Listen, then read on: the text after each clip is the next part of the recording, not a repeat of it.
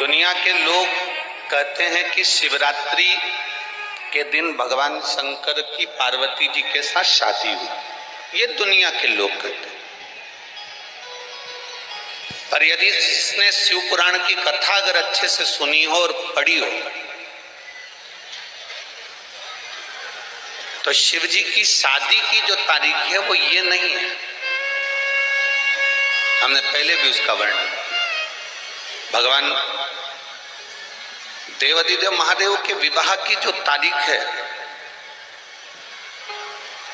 वो वैशाख शुक्ल पंचमी, शुक्ल पक्ष की वैशाख के महीने में जो पंचमी पड़ती है उस दिन भगवान शंकर और पार्वती जी का विवाह हुआ था। ये जो शिवरात्रि है ये विवाह की रात्रि नहीं है। ये शिवरात्रि ब्रह्मा और भगवान विष्णु ने भगवान शंकर को पहचानने के लिए पृथ्वी पर भगवान शंकर के प्रथम शिवलिंग को प्रकट करा था। तो ये शंकर जी के जन्म की शिवरात्रि, प्रागट्य की।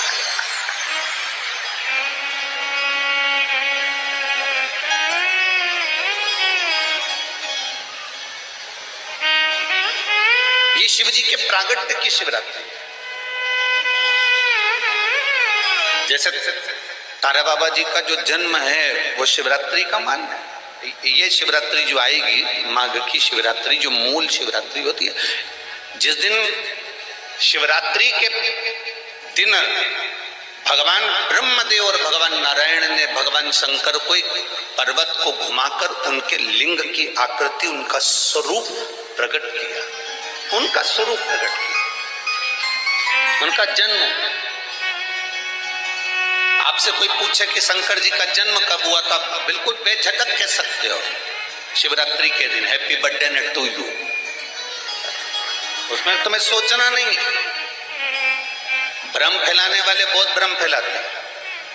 आपसे कोई पूछे तारा बाबा जी का जन्म कब हुआ तो आप कह सकते हो शिवरात्रि के दिन हुआ। और आज इस व्यासपीठ से एक बात और कहना चाहेंगे, जिसको अपने जन्म की तारीख ना मालूम हो, जिसको अपने जन्म दिन ना मालूम हो, वो आप नियम बना लो कि आपका जन्मदिन भी शिवरात्रि के दिन ही हुआ है, पक्का।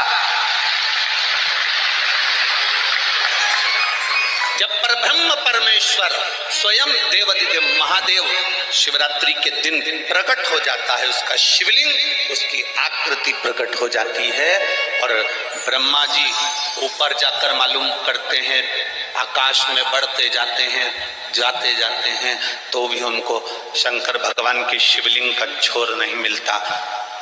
भगवान नारायण नीचे की ओर बढ़ते चले जाते हैं, पाताल की ओर, और उनके चरण नहीं मिलते। तब हार जाते हैं कि शंकर को पहचानना कठिन है।